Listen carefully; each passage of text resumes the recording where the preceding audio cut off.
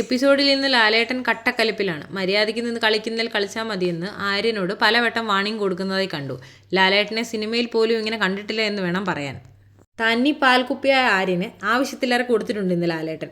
നമ്മുടെ എല്ലാം മനസ്സിലെ മാസ് ഹീറോ. സിനിമയിലെല്ലാം വീറും വാശിയോടും കൂടി ഡയലോഗുകൾ പറഞ്ഞ് ഹീറോയിസം കാണിക്കുന്ന നമ്മുടെ ലാലേട്ടൻ കഴിഞ്ഞയാഴ്ച വീക്കെൻഡ് എപ്പിസോഡിൽ ആര്യൻ പറഞ്ഞതും ചോദിച്ചതുമായ എല്ലാ പുച്ഛങ്ങൾക്കും വെറുതെ ചിരിച്ചു കളഞ്ഞത് കണ്ടപ്പോൾ ഒരു വെറുപ്പൊക്കെ തോന്നിയിരുന്നു. പക്ഷേ അന്ന് കൊടുക്കേണ്ട ആ മറുപടി ഇന്നാണ് ലാലേട്ടൻ കൊടുത്തതെന്ന് മാത്രം.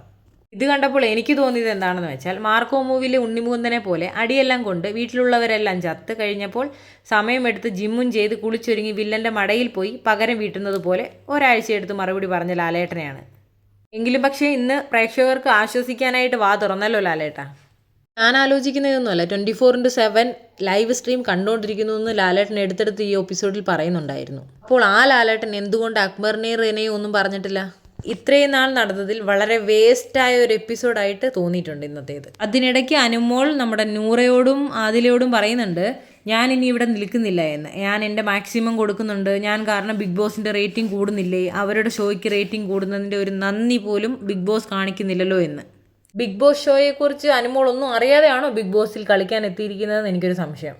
കാരണം ഒട്ടും സ്ക്രിപ്റ്റഡ് അല്ലാത്തൊരു ഷോ അല്ലേ ഇത്. സ്റ്റാർ മാജിക്കിനെ പോലെയാണെന്നാണോ അനുമോൾ കരുതിയിരിക്കുന്നത്? അങ്ങനെ ആകെ ഇന്ന് ലാലേട്ടൻ വന്നിട്ട് ചെയ്തിട്ടുള്ളൊരു പ്രയോജനം അനുമോളുടെ ജിസേലിൻ്റെ വഴക്ക് മാറ്റിക്കൊടുത്തത് മാത്രമാണ്. വഴക്കൊക്കെ തീർത്ത് കൊടുത്തിട്ടുണ്ടെങ്കിലും ഇനി വരുന്ന എപ്പിസോഡുകളിൽ എന്തൊക്കെ നടക്കുമെന്ന് കണ്ടറിയാം. അടുത്തൊരു അപ്ഡേഷനുമായി വീണ്ടും വരാം.